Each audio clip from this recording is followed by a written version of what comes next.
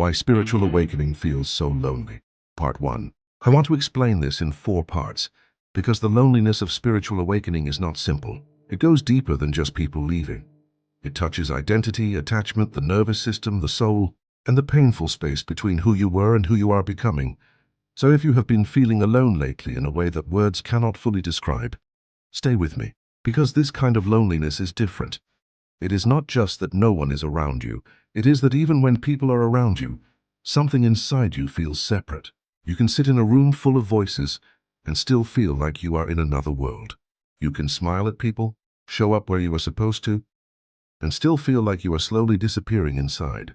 That is what makes this phase so painful.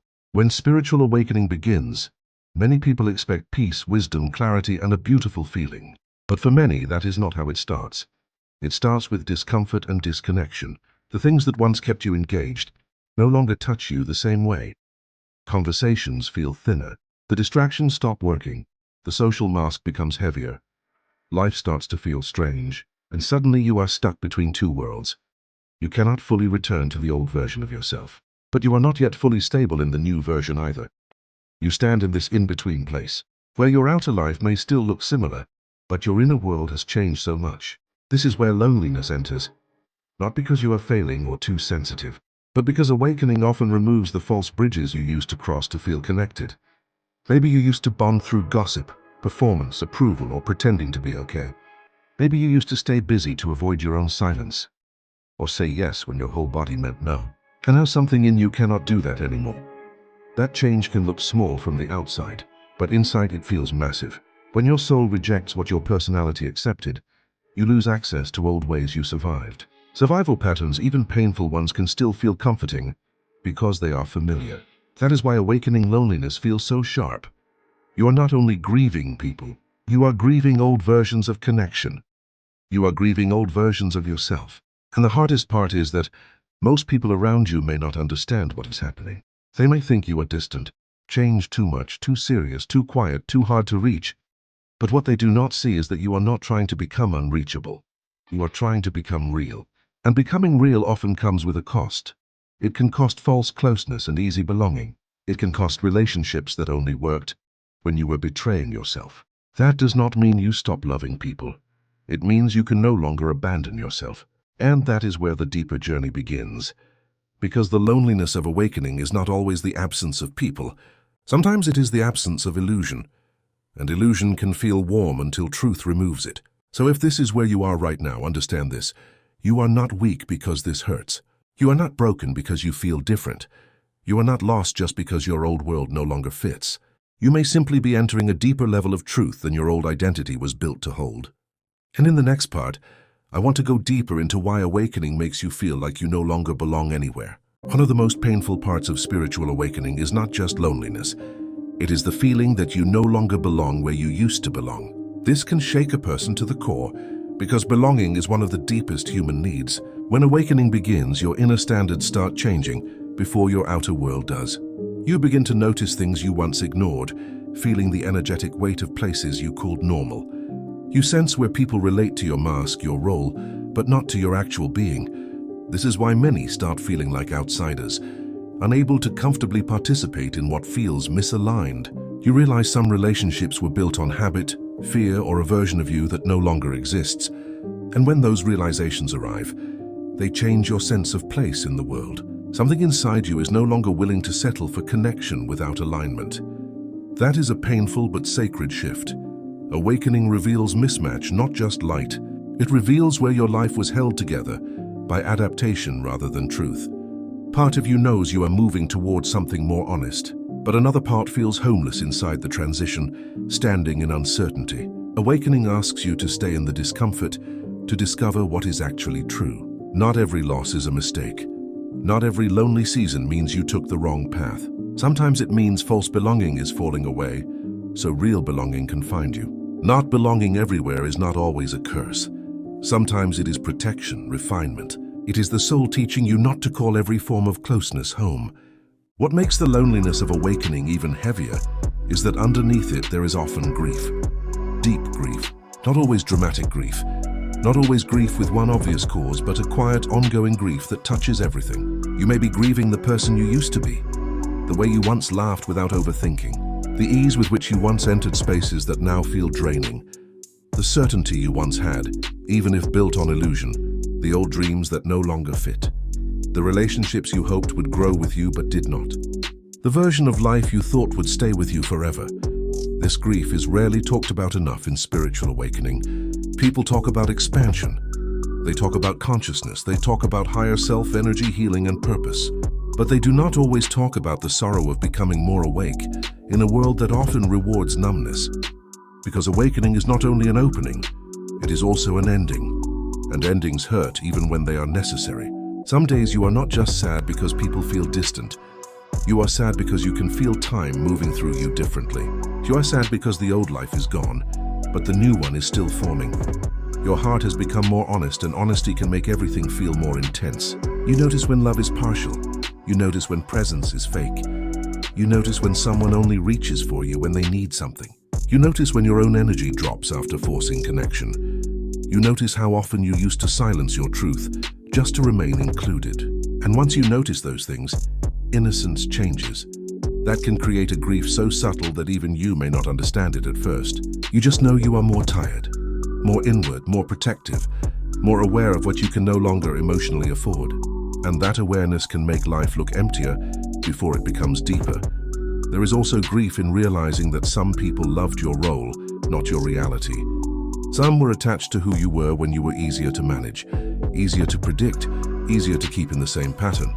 But healing changes your frequency. Awareness changes your responses. And truth changes the agreements you can live with. So when you start becoming more real, some relationships cannot follow you there. That hurts. Even when you know it is right, it hurts. Because the soul may understand release, but the heart still feels separation. And that is why you need compassion in this phase, not pressure. You do not need to force yourself to move on quickly. You do not need to act unbothered.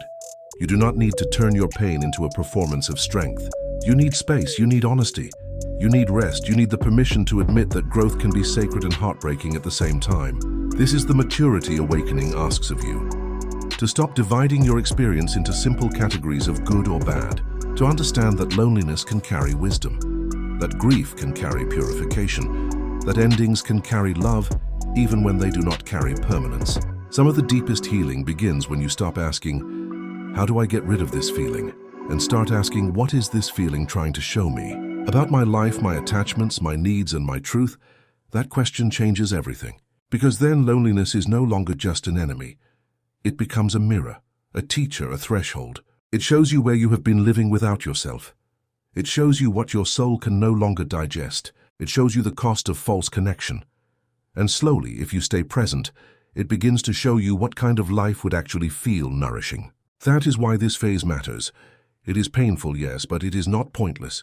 And in the final part, I want to bring this home, not just why awakening feels lonely, but how to move through it without abandoning yourself, and what this loneliness may be preparing you for. So how do you move through the loneliness of awakening without collapsing back into old patterns? First, you stop treating loneliness as proof that something is wrong with you. That changes the entire experience. Because the moment you label every lonely feeling as failure, you become desperate to escape it. And desperation makes people reconnect with what is familiar, even when it is harmful. It makes them return to shallow bonds, old coping mechanisms, self-betrayal, overstimulation, and emotional noise just to avoid sitting with themselves. But this phase is asking for something deeper. It is asking you to stay with your own company long enough that it stops feeling like punishment, to stay with silence long enough that it becomes revealing instead of scary, to stay with truth long enough that your nervous system learns that authenticity is safer than performance. That takes time, and it takes gentleness. You do not heal this by rushing to become some perfected spiritual version of yourself. You heal this by becoming more honest in small ways, by noticing who leaves you feeling empty, by noticing where you tense up to stay accepted, by noticing what environments make your body contract, by noticing which conversations nourish you and which ones only fill time, by noticing when your soul says no, even if your conditioning says yes. This is how self-trust is rebuilt. And self-trust is essential during spiritual awakening, because when the outer world feels less stable, you need an inner place to stand. That inner place is not built through theory. It is built through lived truth. Every time you stop forcing what is dead, it grows. Every time you honor what your body knows, it grows. Every time you choose peace over performance, it grows. Every time you allow grief without making it your identity, it grows. Slowly, the loneliness begins to change shape. It does not vanish overnight, but it becomes cleaner, less like abandonment, more like solitude, less like rejection, more like refinement. You begin to understand that not everyone was meant to walk with you into this next version of life. You begin to see that some distance is mercy, some endings are alignment, some silence is protection, and some seasons of being alone are actually training your soul to hear itself clearly. Then something beautiful starts happening. You stop chasing connection at any cost.